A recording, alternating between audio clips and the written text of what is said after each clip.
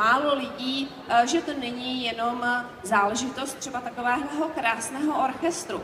Tak, děti, připravte se, protože teď nejste ve škole, bude vzdělávací okénko.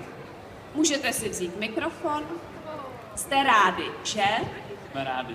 Tak, protože těch lidí není vlastně nikde dost a dobrých lidí je vždycky málo, tak milá dcero Barboro, jak pak je to s takovým pomáháním? Třeba víš, co je to takový registr a nadace pro transplantace kostní dřeně? No jasně, to je takový to, jak jednou za pár měsíců chodíš na transfuzku, ne?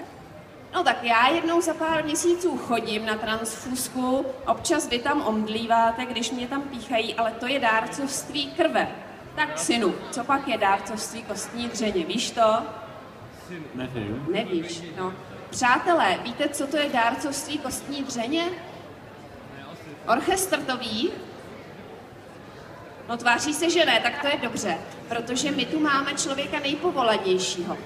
Poví nám o tom, co to je registr, koho potřebuje a co vůbec dělá. Paní Staňková z nadace pro transplantaci kostní dřeně, vítejte. Dobrý den. Tak povězte nám, co to je ten registr a co potřebujete, koho hledáte. Tak Český národní registr dárců dřeně je databáze, která hledá lidi, kteří jsou ochotní někomu pomoci, někomu vlastně zachránit život. Až tak. Až tak. No to je krásné. Protože to je vlastně kolikrát poslední pomoc a naděje na život pro těžce nemocné, zejména tedy leukémií a jinými nemocemi krve tvorby.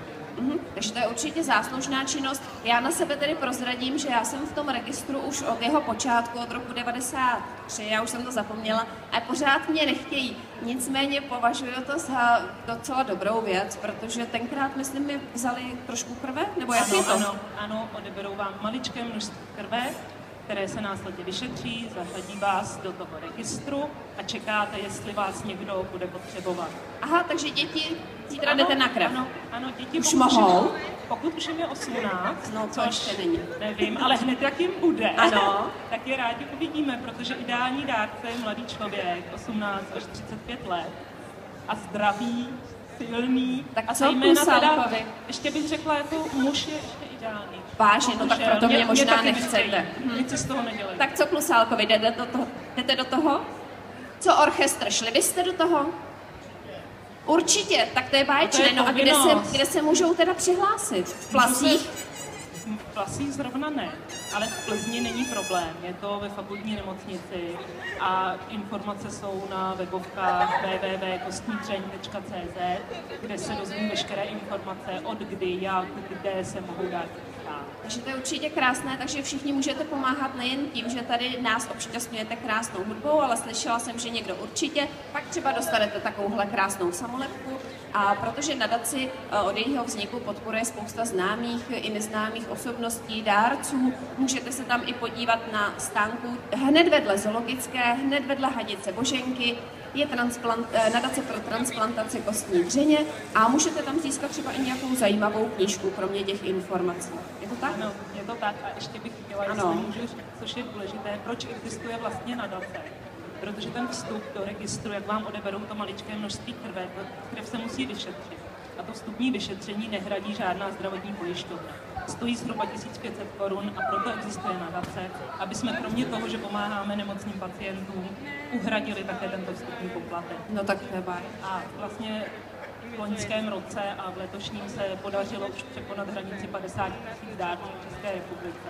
Což je úžasný, co existuje lidi, kteří fakt nezjištně jsou ochotní pomoct někomu jinému. Tak to je krásné, to si určitě zaslouží potlesk. Já doufám, že je to aspoň pár lidí, kteří poslouchají a zatleskají. No, výborně. A poslední otázka. Kolika lidem třeba během jednoho kalendářního roku pomůžete přibližně?